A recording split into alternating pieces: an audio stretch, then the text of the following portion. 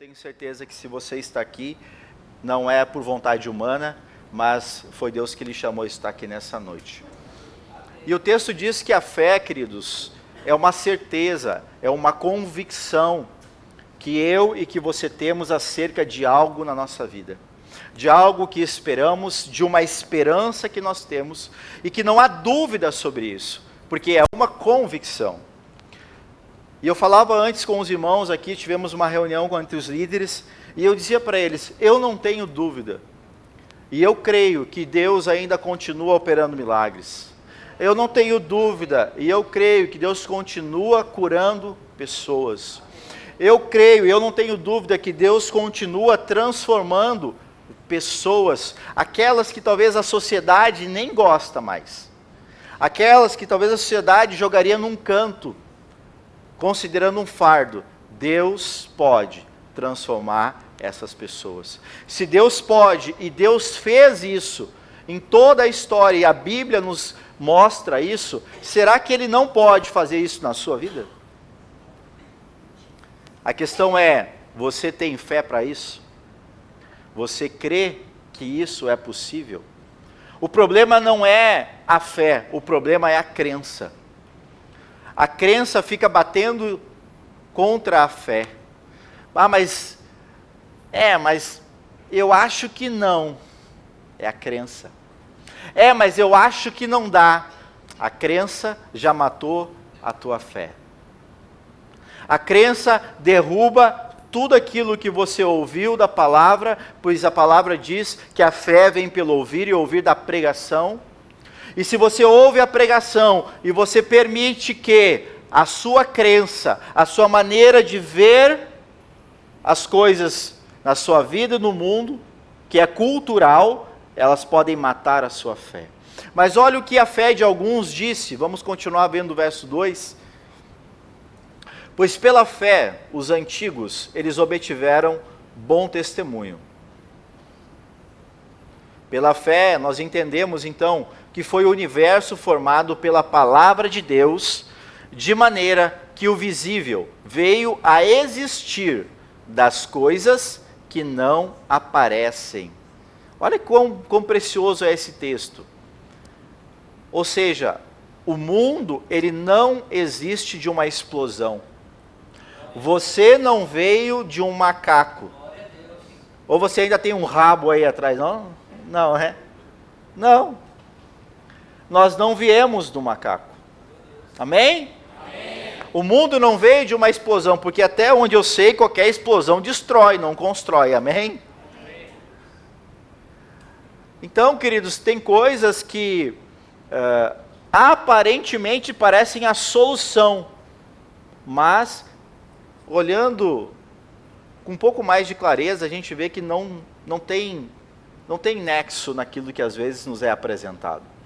E ele continua dizendo, pela fé, Abel ofereceu a Deus mais excelente sacrifício do que Caim, pelo qual obteve testemunho de ser justo, tendo a aprovação de Deus quanto às suas ofertas. Por meio dela, também mesmo depois de morto, ainda continua falando. Pela fé também Enoque, ele foi transladado, para não ver a morte. Não foi achado, porque Deus o transladara, pois antes da sua transladação, obteve testemunho de haver agradado a Deus. Também, de fato, sem fé, é impossível agradar a Deus. Porquanto é necessário que aquele que se aproxima de Deus, creia que Ele existe, e que se torne, então, um galardoador dos que o buscam.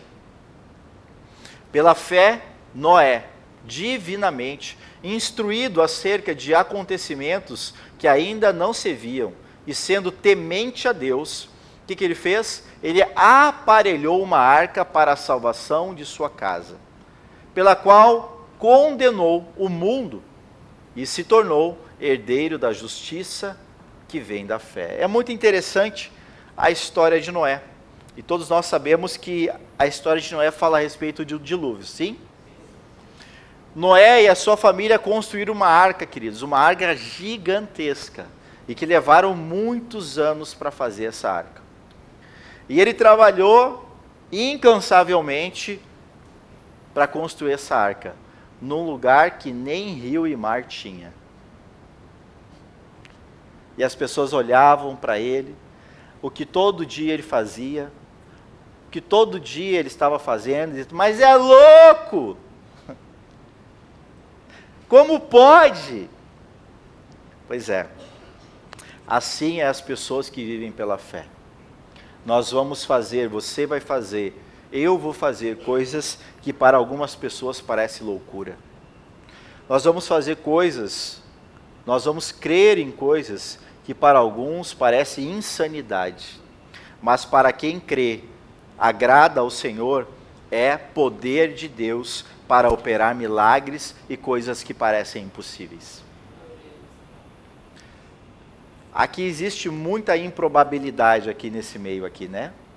Quantos aqui talvez lá atrás na sua vida já disseram assim, tá louco esses crentes?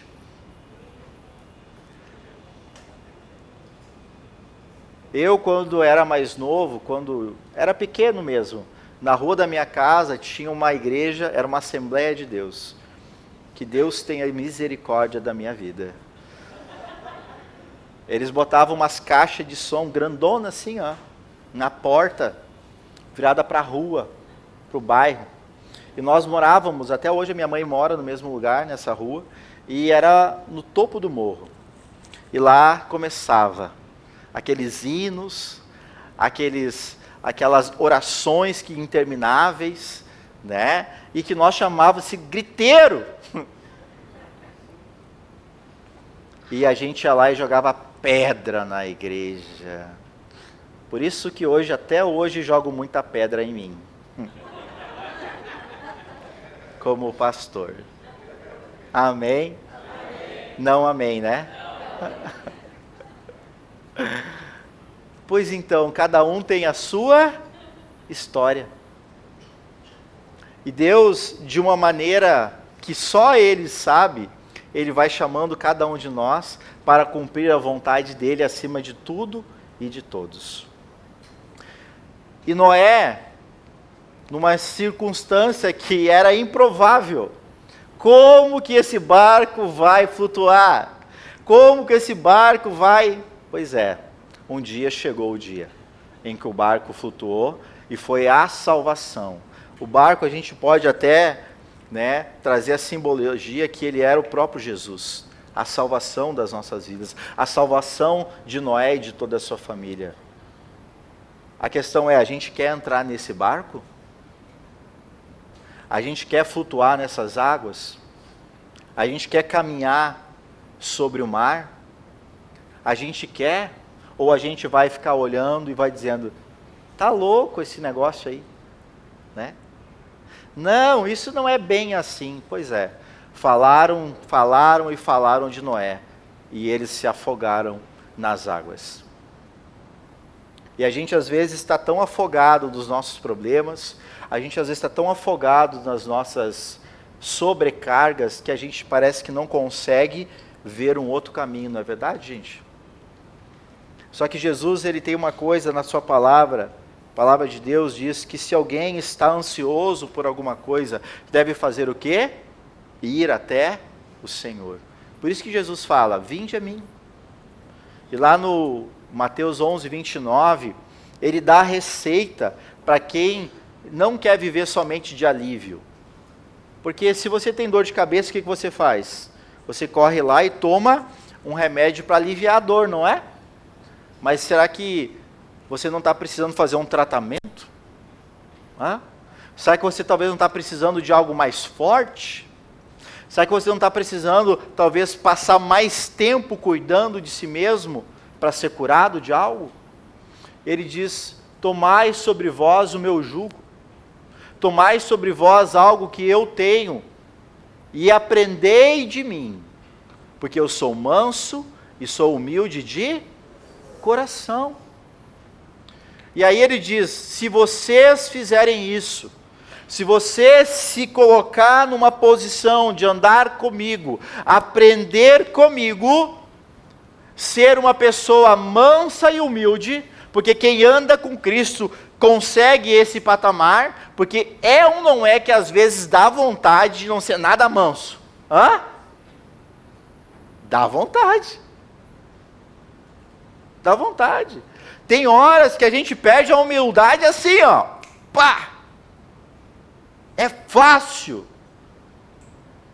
Mas o Senhor diz que quem faz isso, quem aprende com Ele, quem toma sobre si o seu jugo, vai achar descanso para a alma. O que é que vai ser salvo, pastor? A alma. A alma, que é hoje o nosso maior desafio. A alma, que a gente tem o maior desafio de controlar, de dominar, porque a alma, ela é algo quase que indomável. E Tiago fala isso sobre a língua, porque a língua reflete a alma. A Bíblia diz que a boca fala aquilo que o coração, e o coração representa a nossa alma, representa o que eu sinto, representa as coisas que eu penso, representa quem eu sou. Já dizia um ditado, né, que o peixe ele morre como? Pela boca. Pelos anseios, pelos desejos, pelas vontades. E sobre isso nós falamos o ano passado muito sobre esses desejos, sobre as portas da nossa vida. E se você não conseguiu assistir essas ministrações, né, eu até convido você a fazer parte e entrar na nossa plataforma lá da Jornada do Cristão, porque tem todas essas ministrações lá, que vai falar sobre como você restaura cada uma dessas portas, cada uma dessas vontades que a gente tem e que muitas vezes Deus não está fazendo parte. Então, nós vemos aqui, queridos, que essa fé, ela deve ser genuína. E essa fé, ela deve ser no Senhor Jesus Cristo. E eu quero, para trabalhar melhor isso com vocês nessa noite, eu quero trazer algo que aconteceu entre Jesus e uma pessoa. Lá em Marcos, no capítulo 8, verso 22, Jesus ele opera um milagre, porque algumas pessoas tiveram fé. Só que é interessante como Jesus trabalha na vida da gente. E a gente vai ver, queridos, que só ter fé não resolve. Você pode dizer isso comigo? Só ter fé não resolve. Olha o que aconteceu. Então chegaram a Betsaida e lhe trouxeram um cego, rogando-lhe que o tocasse. Jesus, tomando o cego pela mão, levou-o para fora da aldeia, e aplicando-lhe saliva aos olhos, e impondo-lhe as mãos, perguntou: vês alguma coisa? Este, recobrando a vista, ele respondeu: eu vejo os homens, porque como árvores os vejo andando. Ele não tinha visto ainda claramente, né? Então, novamente lhe pôs as mãos nos olhos, e ele, passando a ver claramente, ficou restabelecido, e tudo distinguia de modo perfeito. Até aqui, queridos, tudo maravilhoso, sim ou não? Jesus passando, né? E o homem da Galileia, como é que é, pastor? Eu não sou bom de cantar, né? E o homem da Galileia vai passando por aqui, né? O Senhor está passando aqui hoje. O Senhor está aqui nesse lugar. E algumas pessoas vendo Jesus passando, levaram até ele alguém que estava cego. E Jesus podia ter curado ele onde estava, sim ou não? Sim. Podia. Ele tem poder para isso? Sim. Será que Jesus pode fazer o milagre que você tanto quer? Sim, sim ou não? Sim. Você acredita ou não? Mas será que ele pode fazer onde você está? Será que ele quer fazer onde você está? E aí Jesus diz o texto que pega este homem pela mão e faz o quê? Sai com ele da aldeia. Tira esse homem do lugar que ele estava, do lugar que ele vivia, do meio em que ele congregava, do meio aonde ele estava, com as pessoas que ele estava, com a cultura que ele vivia. E ele traz esse homem lá para fora. E aí, no primeiro momento, Jesus pega a saliva. Já pensou? Tá vendo? Ficou embaçado, Jesus. E aí ele diz, tá, vamos de novo. Pôs as mãos. E agora? Tô vendo. O milagre aconteceu. Oh, glória, teve fé, aconteceu o milagre. Você quer o milagre? Glória. Mas olha o que ele fala agora. Não, é o antes, eu não li o 26. E mandou Jesus, ele, agora vai para casa. E ele disse, não entres na aldeia. Não volta para o lugar aonde você estava. Não volta para o ambiente que te tornou cego. Não volta para o meio, para a cultura, para as influências que fizeram que você ficasse desse jeito. Porque é que muitas e muitas vezes, uma pessoa que sofre de algum vício, quando se separa, sai da sua aldeia, vai para um determinado lugar, passa lá 8, 9, 1 ano. Quando volta, ele diz, agora eu estou bem. Eu vou lá nos meus amigos e vou salvar eles também. Agora eles vão conhecer também. Ele volta? Não. Por quê? Porque ele voltou para a aldeia. Ele voltou para o lugar que fez ele ser como ele era. Qual o problema aqui, queridos? Ele teve fé para ser curado, sim ou não? Sim. O problema é que ele não mudou a maneira de ver as coisas. O problema foi que ele não mudou a capacidade de enxergar a origem dos problemas. O problema foi que ele não conseguiu separar o joio do trigo. E muitas vezes acontece isso com a nossa vida. E eu quero perguntar para você, qual é a aldeia que você precisa deixar? Para que você possa começar a ver as coisas como deveria ver. O que é que hoje impede, que crença é que impede você de continuar sendo abençoado e vendo a sua fé em ação na sua vida? Qual é o modelo cultural que está impregnado dentro de você?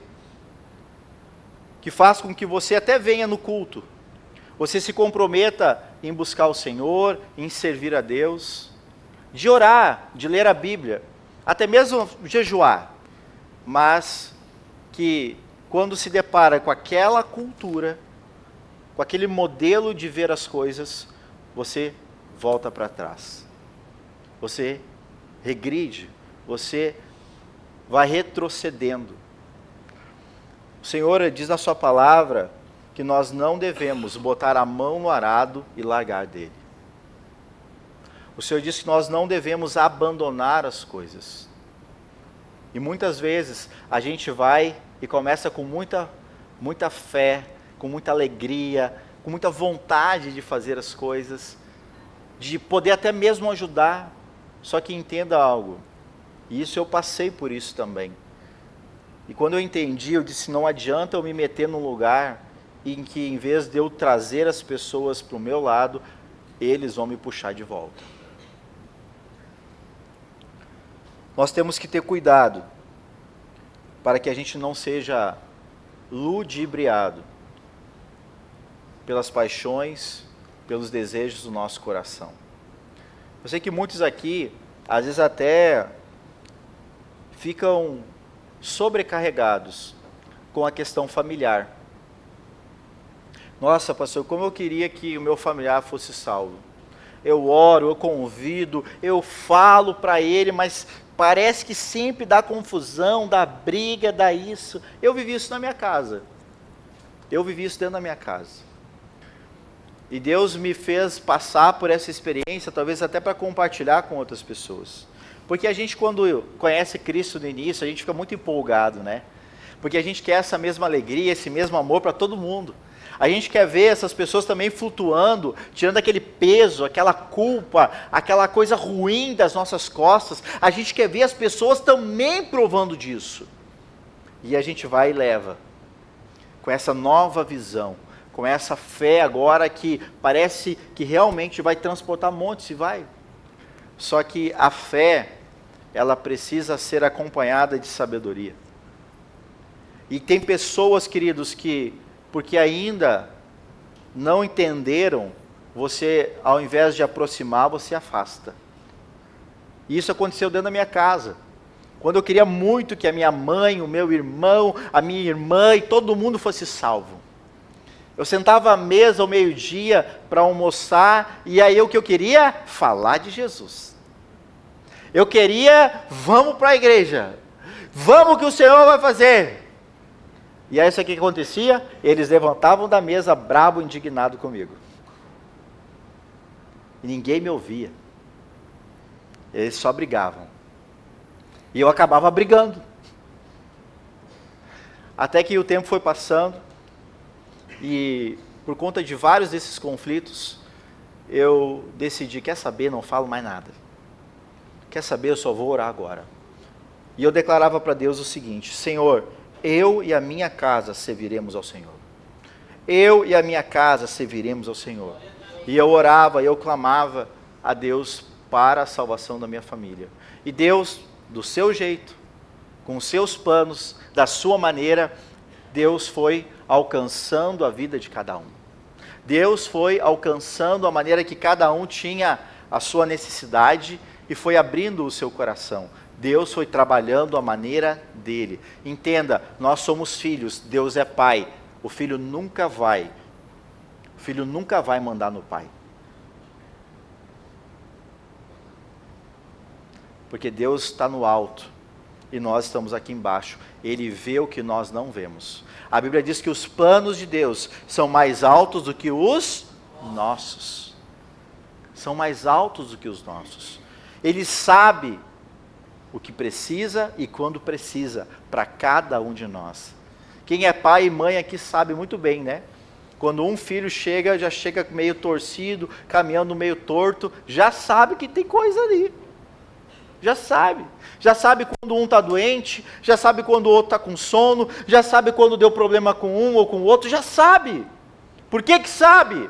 Porque é seu filho. Deus sabe quando você entra aqui, na verdade já sabia antes, né? Mas é só para enfeitar. Deus sabe quando você entra aqui como você chega.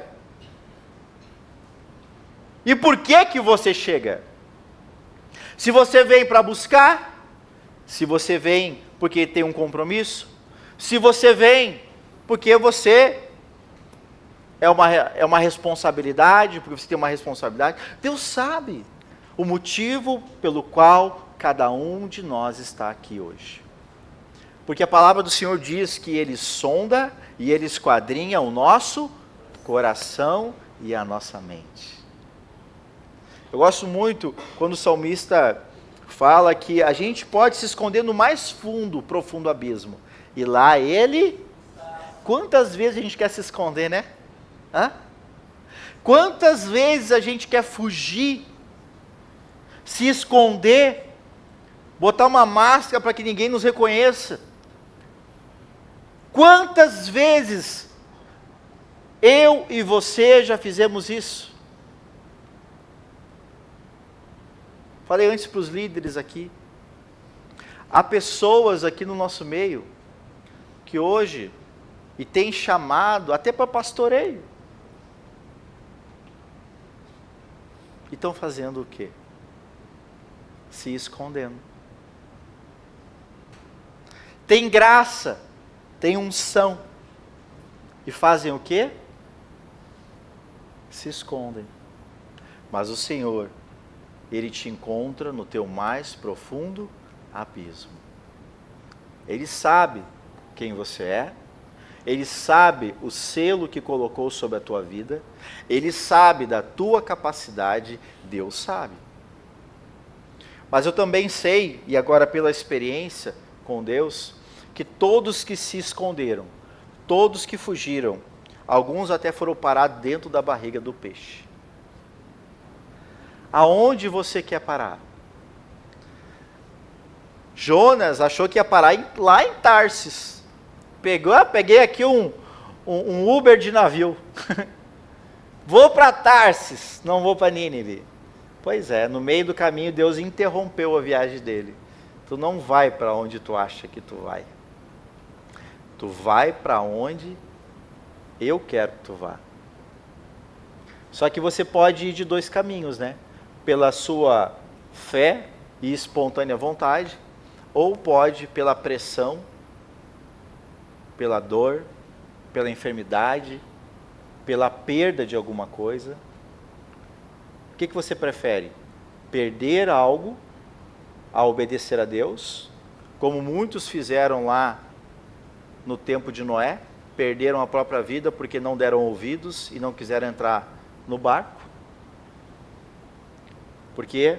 Porque não estavam vendo da maneira como deveriam. Olha o que diz lá no texto de 1 Coríntios 6,12. Todas as coisas, elas não são lícitas, mas nem todas convêm. Todas as coisas me são lícitas, mas eu não me deixarei dominar por nenhuma delas. Quando Jesus fala para esse cego, olha só, não volta para a aldeia. Ele tinha escolha? Sim ou não, gente? Sim.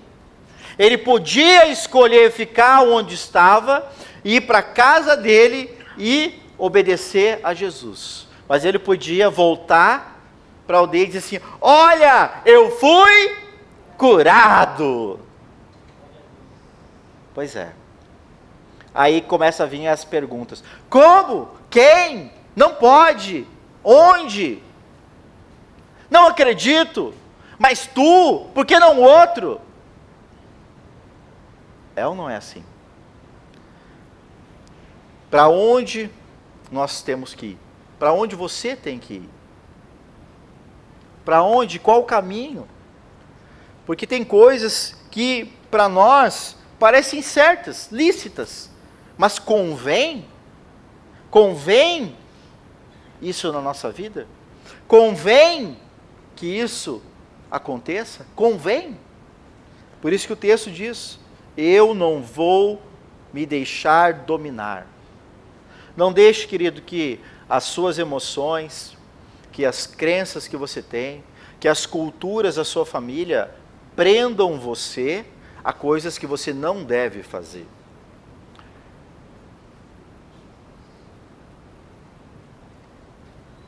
Deve ser para alguém isso aqui agora, ó. Tem pessoas que às vezes não conseguem viver a sua vida com a sua família. Por quê? Porque continuam presos aos seus familiares. Tem pessoas que não conseguem viver com o seu cônjuge, com os seus filhos, sem antes consultar seu pai e sua mãe. E tem pessoas que chegou ao ponto de perder a sua família, porque ainda não desvincularam, não se desvincularam dos seus familiares. Eu não estou dizendo que você deve abandonar, eu estou dizendo que agora você não é mais submisso a pai e mãe. Ontem eu fiz um casamento, glória a Deus. Glória a Deus, aleluia. Glória a Deus, né? Tá tudo certo aí? Tudo? Né? Até o cabelo ainda continua igual, nem mudou. Ó. Tô brincando.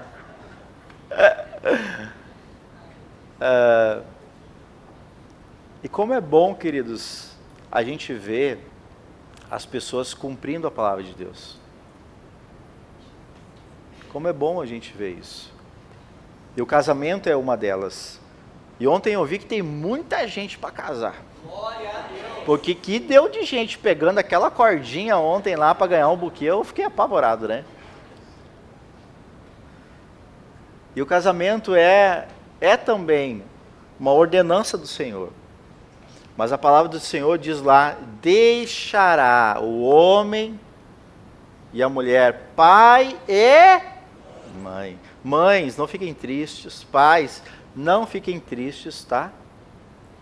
Mas seu filho, a sua filha tem que ir. Tem que deixar. Eles têm que viver.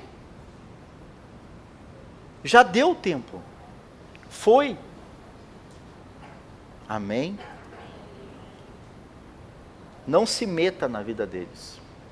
E agora eu vou dar um bom exemplo. Ou melhor, um conselho. Cada um faz o que quer, né? Conselho é assim, amém? Casados, marido e esposa. Quando dá aquelas conversas meio ríspidas, sabe? Aquelas arestas, aquelas coisas meio estranhas, lá no casamento, não volta para casa do pai e da mãe para contar. Olha o Senhor falando: ô Jeová.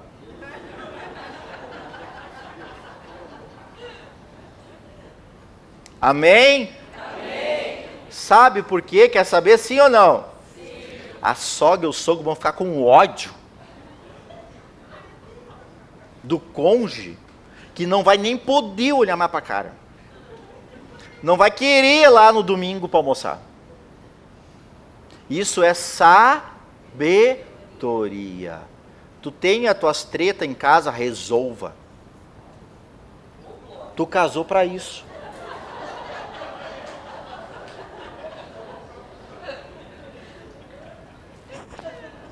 É culto de ensino, irmão. Aleluia. Resolve. Resolve.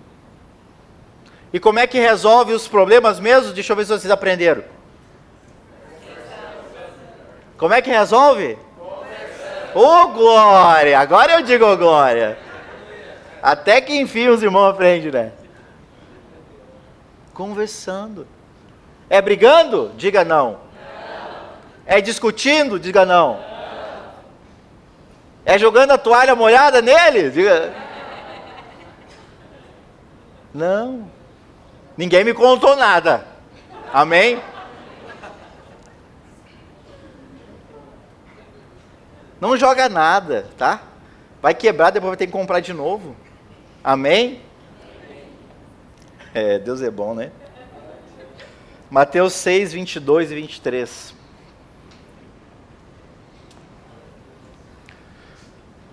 Olha só, gente, olha a riqueza da palavra de Deus e como ela é limpa, como ela ilumina, como ela traz clareza para coisas que às vezes para nós é tão simples, mas a gente está tão embaçado, tão perdido no caminho, que a gente não consegue ver.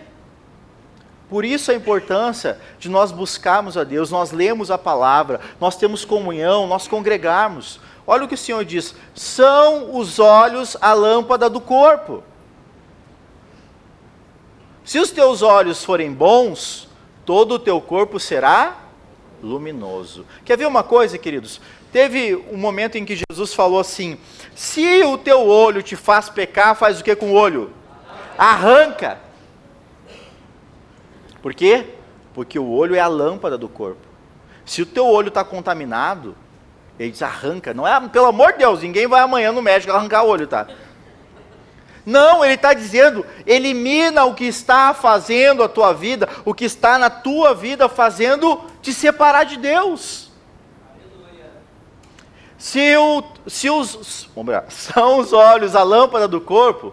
Se os teus olhos forem bons, todo o teu corpo será luminoso. A tua vida vai emitir luz, a tua vida vai emitir amor, a tua vida vai emitir bondade, a tua vida vai emitir fé, a tua vida vai ser uma vida que vai ajudar, iluminar, salgar, abençoar outras. Mas os teus olhos precisam ser bons. E depois 23. Se, porém, os teus olhos forem maus, todo o teu corpo estará em trevas. Portanto, caso a luz que em ti há seja trevas, que grandes trevas então serão. O que você vê quando você está olhando? Que pergunta é essa? Não, pense um pouquinho agora. O que é que você vê quando você está olhando? Quando você está olhando para uma pessoa, você vê o quê? Uma pessoa que é pecadora, terrível? Ou você olha para ela e pensa, essa pessoa está precisando de Deus?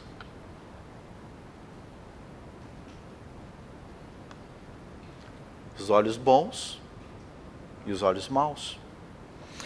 Você vê uma pessoa, quando olha para uma pessoa, essa pessoa é mal intencionada. Ou você olha e diz, essa pessoa está querendo ajudar. Ela só está se metendo porque que ela quer ajudar.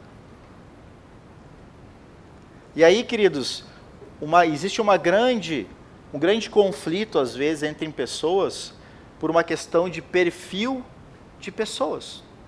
Perfil de comportamento de pessoas. E existe uma grande confusão. Tem um perfil, vários perfis, né? De comportamento. Tem o chamado executor, o cara que é sanguíneo, e ele quer tudo rapidinho, e pai, responde, né? Vai ter muito marido aqui, né? Agora as mulheres vão dizer, aí a mulher manda um texto lindo e maravilhoso no WhatsApp. Amor, hoje, né, estou te esperando em casa, aproveita, passa no mercado, traz um refri, né, para não dizer outra coisa, traz um refri, né, porque hoje, né, amor, é o dia, né, hoje tá, e ele responde,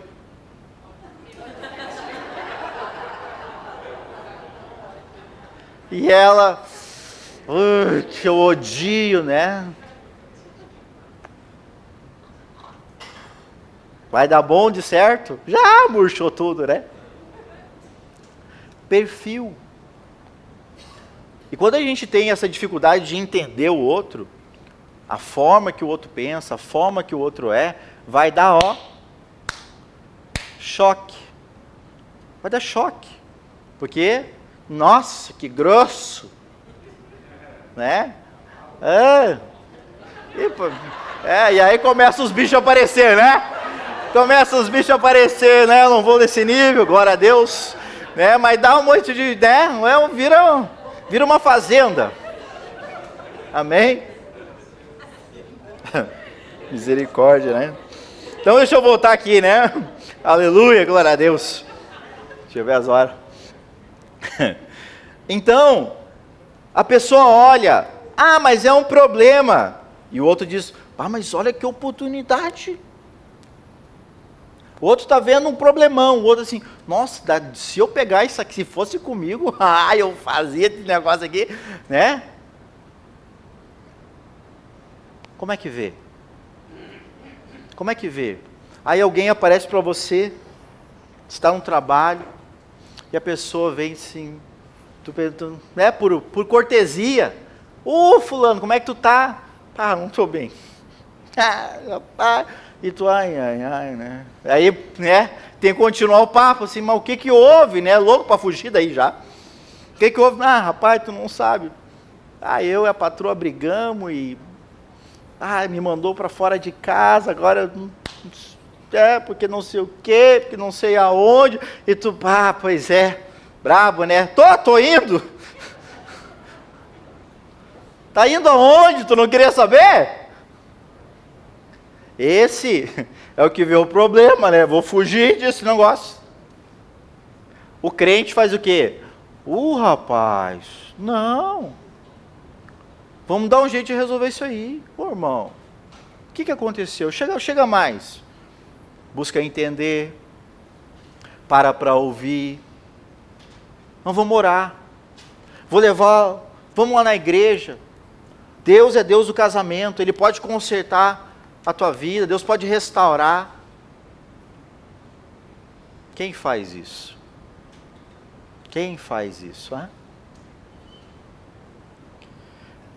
Tem também quem olha e olha para uma pessoa que está com um problema de enfermidade. Diz, mas olha só, mas não tem problema, não tem como. Já o olho, sim, rapaz, aqui ó, vamos já no culto de cura, de milagres, a fio de fé, o Senhor vai te curar.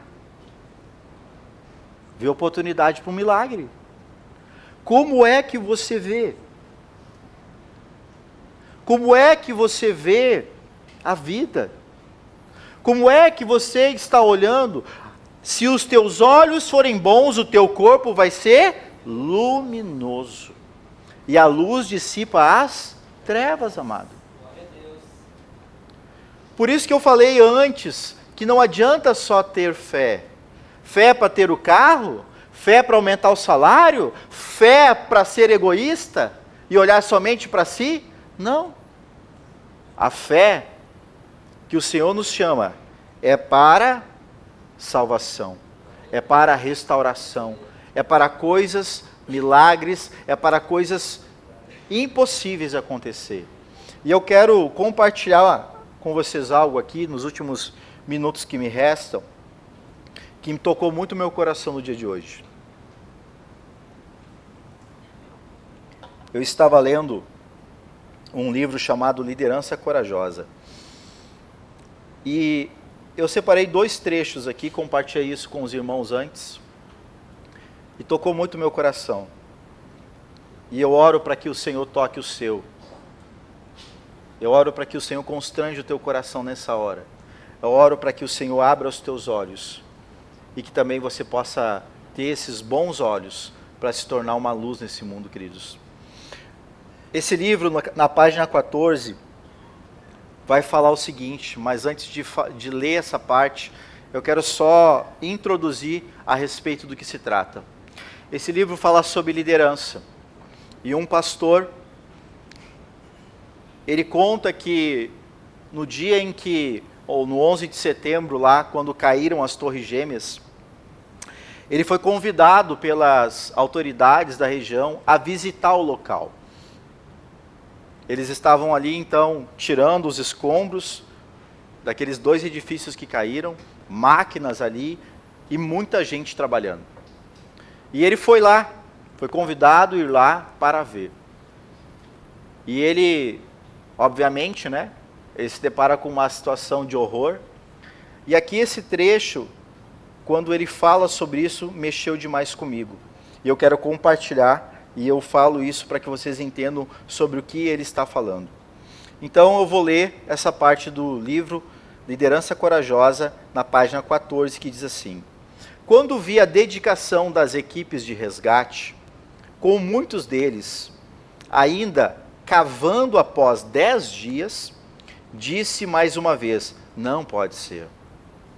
Trabalhavam com as mãos sangrando e os pés cobertos de bolhas, pois havia bombeiros, seus companheiros, soterrados sobre pilhas de metal retorcido. Como posso descrever o que era estar com eles? Olhar dentro de seus olhos e ver a profunda união da completa exaustão com uma determinação inflexível? Havia centenas e centenas deles. Eu me senti despedaçado, querendo segurá-los pelos ombros e dizer, por favor, pare, você precisa descansar, você precisa ir para casa. E ao mesmo tempo, queria lhes tocar e dizer, não desista. Se eu estivesse debaixo daquela pilha de destruição, ia querer alguém como você cavando por mim.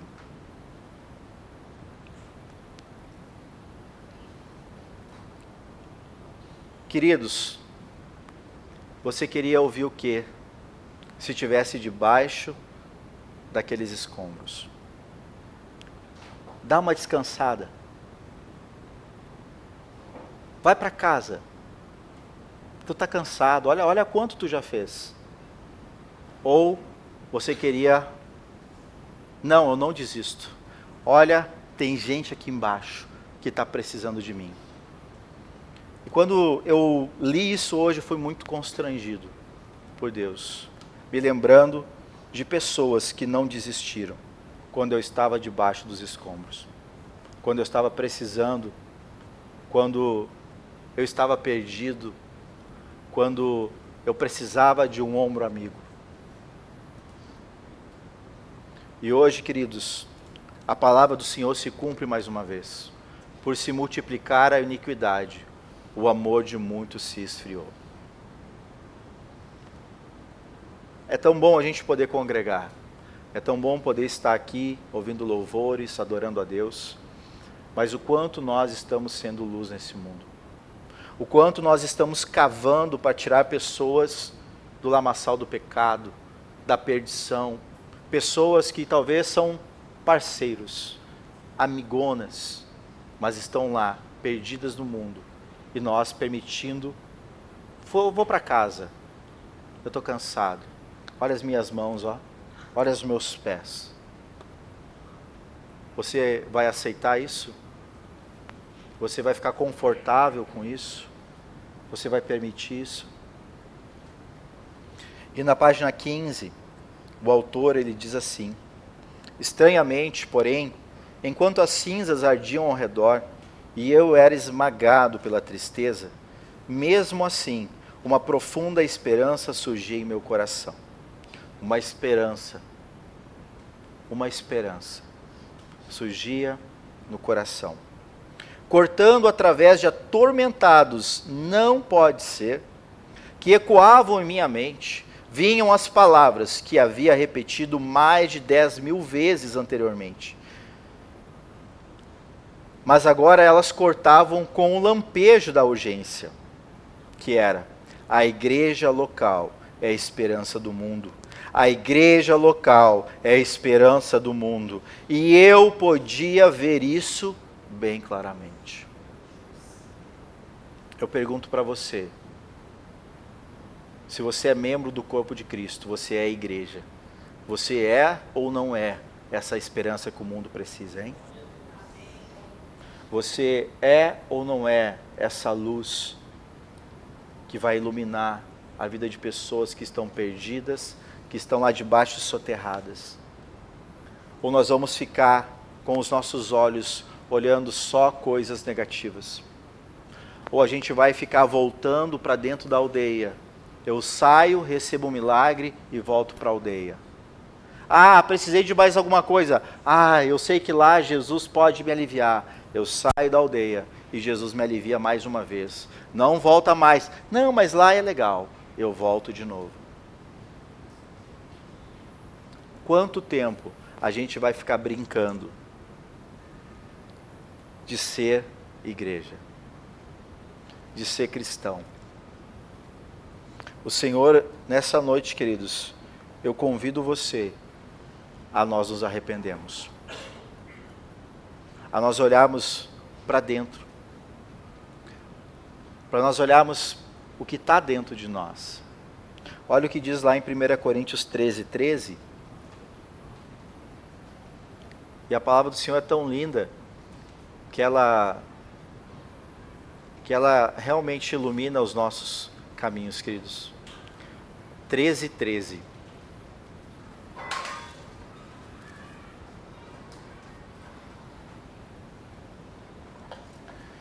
Agora, pois, permanecem a fé, a esperança e o amor. Estes três, porém, o maior destes é o amor. Se temos amor, onde está a esperança da nossa fé? Se dissemos que amamos, se amamos a Jesus, e Ele diz: amai como eu também vos amei. E Ele diz: se você me ama, faz aquilo que eu digo. Se amamos o Senhor, onde é que está a esperança da nossa fé? No que nós estamos colocando a nossa vida e a nossa esperança? Para resgatar alguém naquele lugar de escombro, queridos, aquele lugar terrível, onde muitas pessoas machucadas, né, em meio a tanta destruição, bombeiros, né, como foi dito aqui, para eles poderem ouvir uma pessoa que estava lá embaixo daquelas rochas, daqueles ferros retorcidos, Sabe o que eles precisavam fazer? Ficar em silêncio. Você nunca vai ouvir a voz de Deus se você falar tanto, se você reclamar tanto, se você se queixar tanto na vida. Enquanto você não ficar em silêncio para ouvir, para ver, você não vai conseguir salvar nem a si mesmo. Por quê? Porque a gente se ocupa tanto de falar e de falar. Como ouvir se a gente não para de falar? Como dar atenção àquilo que a gente não nos interessa, hein? Como? Como nós vamos parar e dar atenção se não nos interessa? Você sabia que aqui no meio talvez tenha a solução para a sua vida? E talvez está aqui sobre a vida de um irmão, mas como não interessa, não tem a solução?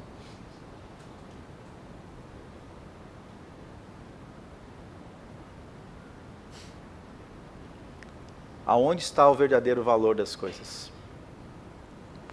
Como ser solução se nós não estamos vendo necessidade? Né? Não, isso não é problema. Não, isso não é para mim, isso é para o pastor.